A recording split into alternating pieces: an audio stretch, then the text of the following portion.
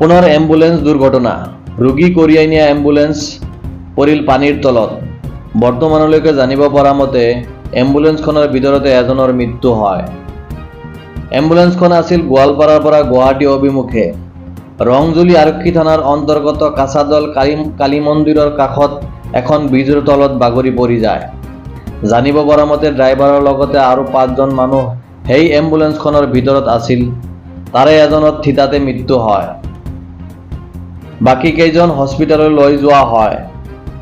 আৰু সেই এম্বুলেন্সখনৰ register number আছিল AS16B4522।